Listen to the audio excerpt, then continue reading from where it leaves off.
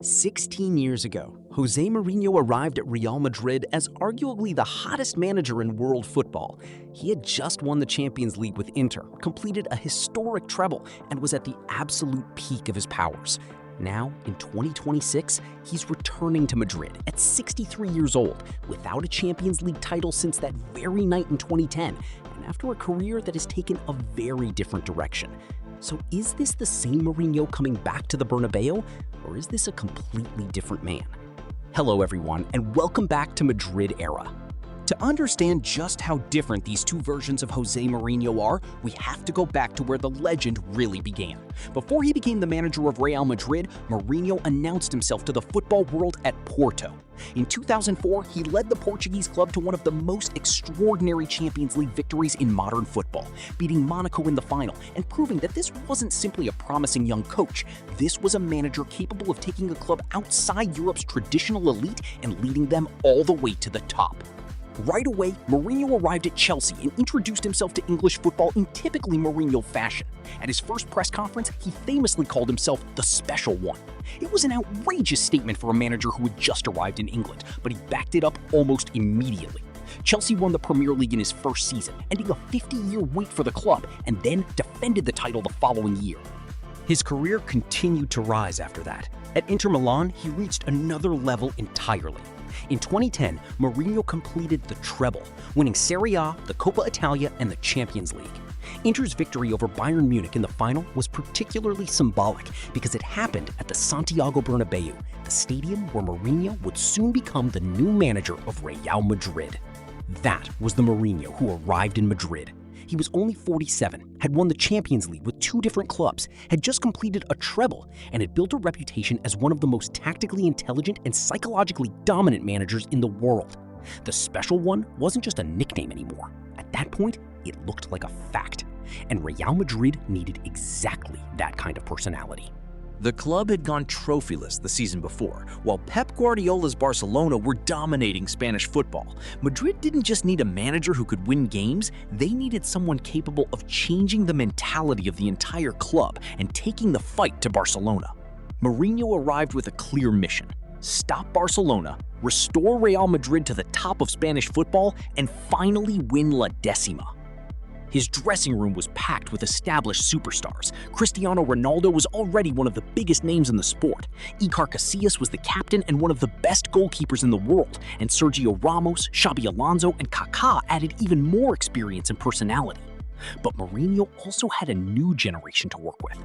Angel Di Maria, Mesut Ozil, and Sami Khedira all arrived that summer, giving him a squad that combined established stars with young players who were hungry to prove themselves. And Mourinho quickly began to deliver. His first season ended with Real Madrid winning the Copa del Rey, but the following campaign was when his project really exploded. Madrid won La Liga with 100 points, scored 121 goals, and finished ahead of Guardiola's Barcelona. Mourinho had achieved the immediate objective. Real Madrid were champions again, and Barcelona were no longer untouchable. The one thing he couldn't deliver was the Champions League. Madrid reached the semifinals 3 times under Mourinho, but each time they fell short. Eventually, the relationship between Mourinho and the club became increasingly difficult, with controversies, clashes with players, and internal tensions dominating the final stages of his reign. In 2013, Mourinho left Madrid, and even then, his career wasn't immediately in decline. He returned to Chelsea and won the Premier League in the 2014-15 season, his 3rd league title with the club. But in hindsight, that was his final major trophy at the very highest level. After that, Mourinho still won trophies. He lifted the Europa League with Manchester United and the Conference League with Roma, but he was no longer regularly competing for the biggest prizes in European football. His jobs also began to reflect that change. After managing Porto, Chelsea, Inter, Real Madrid, and Manchester United, he moved on to Tottenham, Roma, Fenerbahçe, and Benfica. These are all historic clubs, but they aren't the same kind of European superpowers Mourinho had managed at his peak. The trajectory was clear. The man who had once moved from one elite job to another was now increasingly taking on challenges further away from the very top of European football. And that brings us to 2026. Because Mourinho is back at Real Madrid. But this time, almost everything is different. The obvious difference is age. Mourinho was 47 when he first arrived in Madrid. Now he's 63. The football world has changed dramatically during those 16 years, and the manager who was once considered a revolutionary young coach is now one of the most experienced figures in the game. But age isn't necessarily the biggest challenge, it's the players. Mourinho's first Real Madrid dressing room had Cristiano Ronaldo, Casillas, Ramos, and Kaká. His new one has Kylian Mbappe, Vinicius Jr., and Jude Bellingham. These aren't simply talented footballers, they're global superstars with enormous personalities, expectations, and ambitions. And Mourinho has always believed that managing personalities is just as important as managing tactics. He'll also have a new group of players to integrate. In 2010, Di Maria, Ozil, and Khedira arrived alongside the established stars. Now, players such as Yan Diomande, Bernardo Silva, and Marc Cucurella are coming into a squad where expectations are already sky high. That creates a familiar challenge, even if the names have changed. How do you convince a group of world-class individuals to sacrifice something for the team? That was one of Mourinho's greatest strengths in his prime. The question is whether he can still do it. Because this is where the comparison between 2010 and 2026 becomes genuinely interesting.